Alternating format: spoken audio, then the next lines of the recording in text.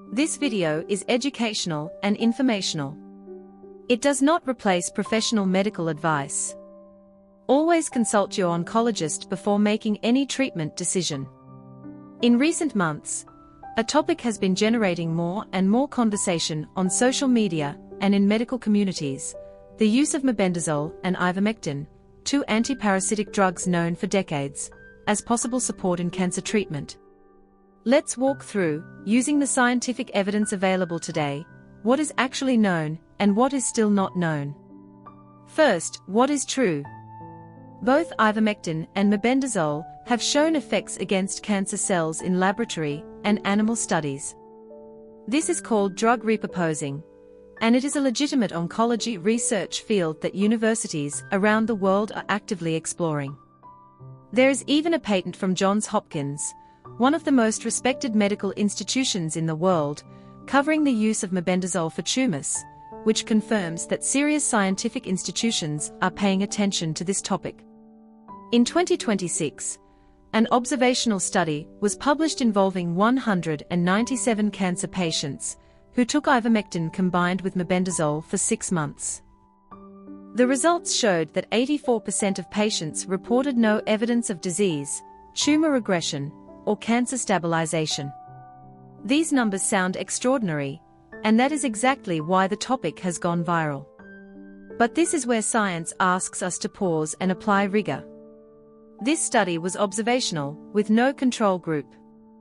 That means we cannot know with certainty whether the improvement came from the medication, from other treatments patients were receiving simultaneously, or even from spontaneous remission, which occurs in a small percentage of cancer cases without any additional treatment. The study's own authors acknowledge this, and explicitly call for randomized, double-blind, controlled clinical trials, the gold standard in medicine, before drawing definitive conclusions. So what does this mean for someone facing a cancer diagnosis, or who has a family member in that situation? It means this is a conversation worth having, but with your oncologist, not on social media.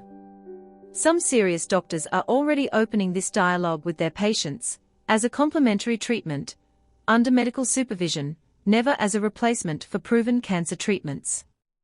There are also active clinical trials enrolling patients in different countries, and that is a real option for anyone who wants to participate safely and under supervision. This is how science moves forward, step by step, with evidence that builds over time.